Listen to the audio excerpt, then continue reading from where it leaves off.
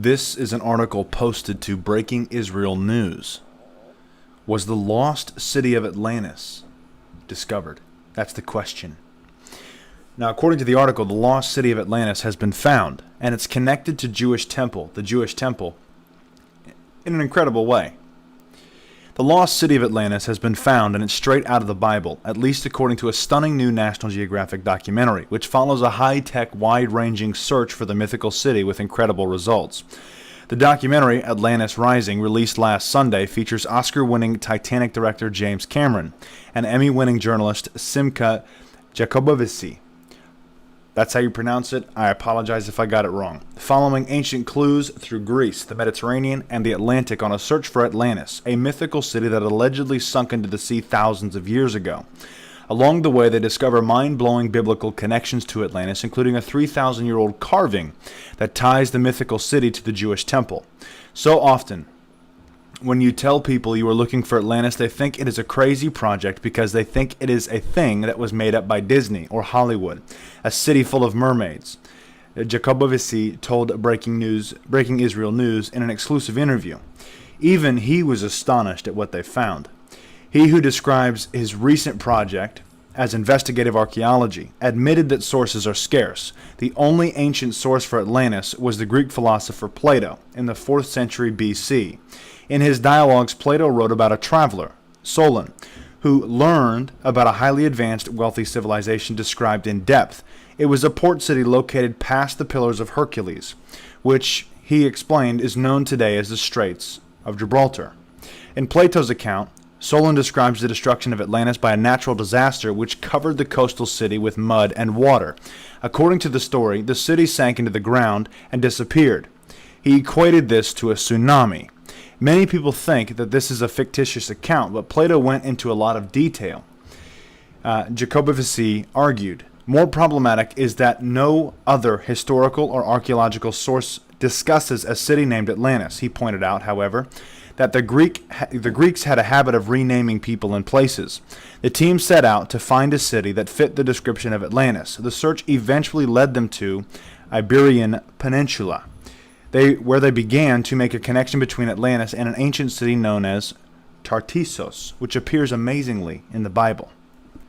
That is correctly pronounced as Tartessos, which appears amazingly in the Bible.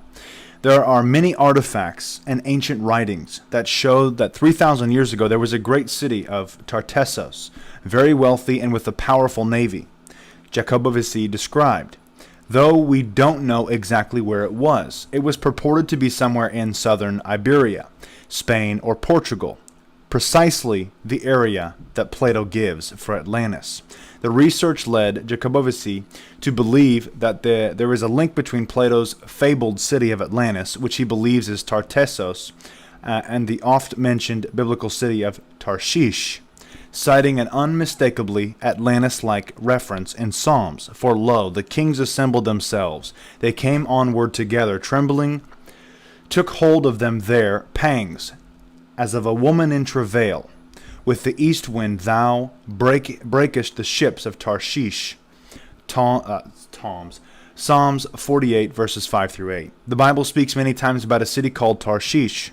King Solomon fought naval battles with the wealthy city, an ally of Israel. The kings of Tarshish and of the isles shall render tribute. Psalms 72, verse 10. Tarshish is also mentioned as the city that Jonah chose to flee to rather than go to evil Nineveh. But Jonah rose up to flee unto Tarshish from the presence of Hashim, and he went down to Joppa, and found a ship going to Tarshish. So he paid the fare thereof, and went down into it to go with them unto Tarshish from the presence of Hashem. Jonah chapter 1, verse 3. In Tarshish, Jonah encountered a fierce storm, he noted. This is very characteristic of the area around the Straits of Gibraltar.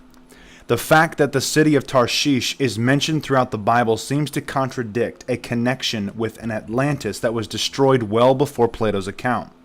Jacobovici had an explanation.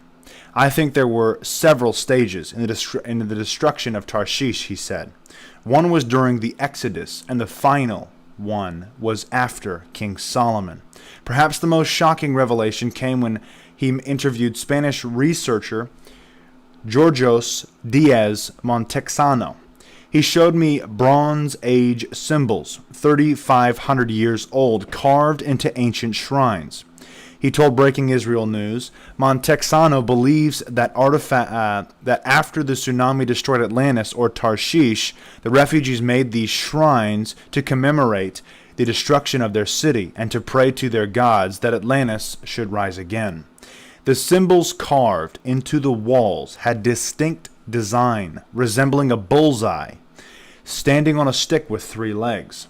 The ancient stone carvings in the Spanish shrines are strongly reminiscent of Plato's description of the port of Atlantis. 3 concentric circular docks with a central rectangular temple to Poseidon, with a canal connecting out to the sea. The symbol carved into the walls in Spain was an aerial view of the port Plato described, but with the canal depicted as Poseidon's 3-pronged trident. He explained. Then Montexano showed him something even more remarkable. In one of these shrines in Spain, the 3,000-year-old carving is missing the top half of the bull's eye. Montexano theorized that this symbolizes the refugees were praying for a restored Atlantis. But that symbol, as everyone knows, is the menorah of the Jewish temple. That right there is very interesting. I'm leaving all opinion out. I just want to know what you guys have to say about this, what you guys think. That's it. I mean, like, literally, this has potential to be a very big discovery. Let me know what you guys have to say about it. God bless and carry on.